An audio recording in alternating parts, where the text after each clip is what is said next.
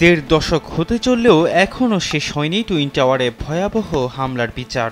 সম্প্রতি এই হামলার অভিযোগে আটক ৩ ব্যক্তিকে হামলার দায় স্বীকার করে নিতে অদ্ভুত এক চুক্তি করেছে মার্কিন প্রশাসন।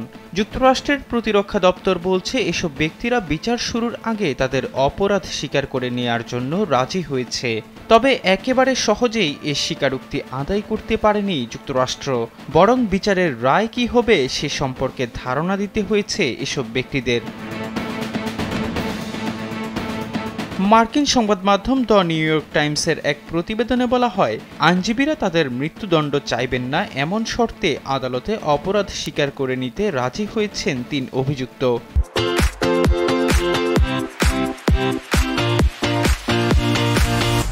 তারা হলেন খালিদ শেখ মোহাম্মদ, ওয়ালিদ মোহাম্মদ সালিহ মোবারক বিন আতাশ এবং মুস্তফা আহমেদ আদম আল হাউসাই।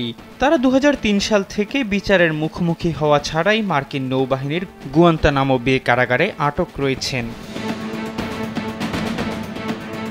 বলা হচ্ছে ২০০১ সালের ১১ই সেপ্টেম্বর সেই হামলার দায় স্বীকার করার পাশাপাশি এসব ব্যক্তি প্রায় ৩,০০০ ব্যক্তির মৃত্যুর জন্য নিজেদের দায় স্বীকার করে নেবেন।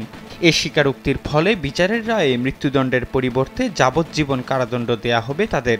এ বিচার কার্যের প্রধান প্রসিকিউটর রিয়ার অ্যাডমিরাল অ্যারন ব্রাগের এক চিঠিতে বলা হয়, সম্ভাব্য শাস্তি হিসেবে মৃত্যুদণ্ড না দেওয়ার বিনিময়ে এই ৩ অভিযুক্ত চার্জশিটে তালিকাভুক্ত ২,৯৭৬ জনের হত্যাসহ সমস্ত অভিযোগে দোষ স্বীকার করতে সম্মত হয়েছে। এসব অভিযুক্তরা আগামী সপ্তাহে আদালতে তাদের দোষ স্বীকার করে নিতে পারেন বলে জানা যায়। এদের মধ্যে খালিদ শেখ মোহাম্মদ সেদিনের হামলার মূল পরিকল্পনাকারী বলে প্রচার করা হয়। তার পরিকল্পনাতেই ছিনতাইকারীরা বিমান ছিনতাই করে ওয়ার্ল্ড ট্রেড সেন্টার ও পেন্টাগনে হামলা চালায়। অপর একটি বিমান পেনসিলভানিয়ায় বিধ্বস্ত হয়। অপর ২ অভিযুক্ত ওয়ালিদ মোহাম্মদ সালিহ মোবারক বিন আতাশ এবং মুস্তফা আহমেদ আদম আল হাউসাইকে ২০০৩ সালে পাকিস্তান থেকে গ্রেপ্তার করা হয়।